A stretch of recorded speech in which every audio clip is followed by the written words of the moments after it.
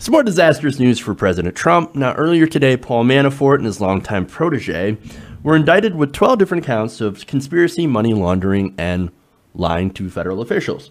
And now the other shoe has fallen. It's being reported now that George Papadopoulos, a foreign policy advisor for Donald Trump during the 2016 presidential campaign, has pled guilty to making false statements to the FBI about his contacts with Russians and Russian intermediaries during the 2016 campaign. Very interesting. Allegedly, their conversations included discussions of emails stolen from the Clinton campaign. So those emails, they're obviously referring to the Podesta emails, right? Now, the Podesta emails showed, among many things, the Clinton campaign actively screwing over Bernie Sanders in the 2016 primary. So it also showed and basically proved how corrupt she already was. So that's the stuff that, was very important during the election, though it didn't really change anybody's minds. The people who were loyal to Hillary Clinton didn't suddenly go, oh my God, turns out she's corrupt. I had no idea, and flipped over to Trump. No, that didn't happen. And of course, the people that supported Trump already, they weren't going to support Hillary Clinton anyway. And there was a few in the middle that were like, I still don't trust Hillary Clinton, but look at that disaster. Look at that garbage fire. So as far as the impact of the emails, not huge in my opinion, but nonetheless, they were relevant because to me, they showed how, or I should say it provided evidence to the feeling that we've had about Hillary Clinton all along. Now, the reason, like I said, that I bring up the Podesta emails is that's what they were talking about. Now, according to papers unsealed on Monday, Papadopoulos was quizzed by federal agents in January, examining whether there are any links between Trump campaign officials and the Russian government. Papadopoulos was asked about his relationship with an unnamed foreign professor who, according to the indictment, was understood to have substantial connections to Russian government officials. This is what he said, okay? Papadopoulos told FBI agents that the professor at first was a nothing, and we didn't actually have any meaningful communications, right? So that's what he originally told the FBI. Later on, he's like, yeah, you know what? I lied. We actually did have some conversations, and they were actually very, very meaningful. Significantly, on April 2016, the professor told Papadopoulos that the Russians had, quote, dirt on Hillary Clinton, including thousands of emails. There's the Podesta emails. I'm assuming, oh boy. So, look, I don't know how the Russians got those emails, right? I'm not really all that interested. So I know there's a lot in the intelligence community that are like, oh, but they were hacked. And then some of the Clinton supporters were like, well, it doesn't matter what's in the emails. What matters is the Russians stole the emails. No, actually, it's the opposite. It doesn't necessarily matter how WikiLeaks got those emails. What mattered is actually what's in the emails. So that's an important contention here, right? Now, if the Russians did have them before WikiLeaks released them, and then they offered to share them with the campaign through this guy known as the professor to Papadopoulos, well, then that's actually kind of important.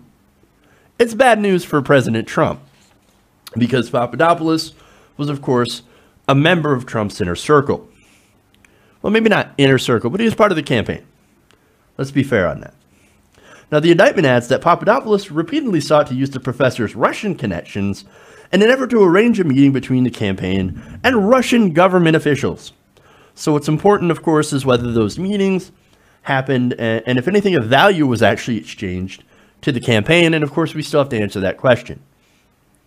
But his admission that he lied is a pretty big signal that he has flipped on the campaign and has been, of course, cooperating with the FBI since around July. So, what happened at the end of July? Oh, right. Manafort's house was raided. I'm not saying that that's connected. I'm just saying that's a really big coincidence. Now, anyway, more details. Papadopoulos is also alleged to have coordinated with a female Russian national, described in the emails as Putin's niece. Okay, so now we're getting pretty close. Putin's niece. in order to set up a meeting between the Trump campaign and the Russian government. Now, the Russian female said that she'd be very pleased to support initiatives between our two countries, and the emails continued during the majority of the presidential campaign. So, look, if you're having emails with Putin's niece, and you're like, oh, we just want to go and, you know, do the support some initiatives between our two countries and foster diplomacy, not a problem, right? Like, I'm not going to be one of those, because the thing that bothers me about a lot of some of the reporting about the Russia thing is like, well, we're under attack by Russia. We're under attack. No, we're not. We don't need to respond in kind and start an armed conflict with another nuclear power. What we need to do is we need to realize that both our government and other governments will try to influence each other's elections. And it's better to go after the people who are being influenced than actually escalate a global conflict. So what I'm looking forward to is seeing these people who actually have or might have taken money or information from these foreign sources in order to change an to attempt to change an election, get punished for it. So that's the real goal here, is to hold our own people accountable for possibly taking foreign bribes. So that's what I'm looking at.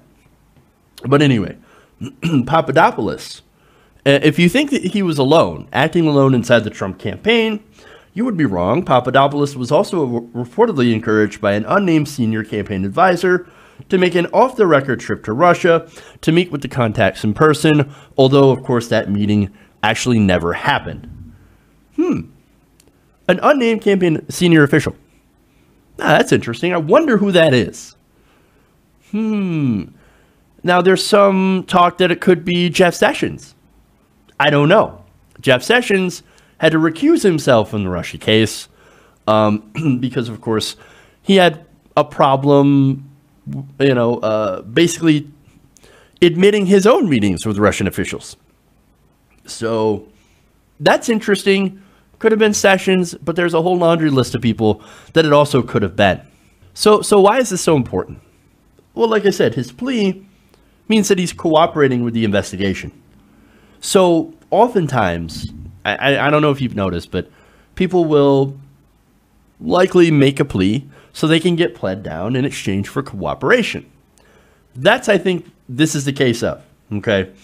Now, there's even talk of Papadopoulos recording conversations, wearing a wire.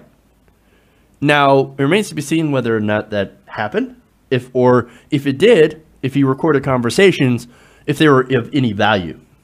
But judging by the gush of information now dropped by Mueller, it's possible that they've got something. And the fact that this happened during the campaign, unlike, I think, a lot of the stuff with Manafort, he actively was trying to collude with the Russian government, and that other staff knew and was actively encouraged to go to Russia to meet with these people. This is big, and definitely not the end of the investigation, and definitely not an end to the indictments. Hey everybody, thanks for watching this video. If you want to see more like this, please hit the subscribe button below. And if you want to support truly independent progressive media, please consider becoming a patron at patreon.com/TYTNation.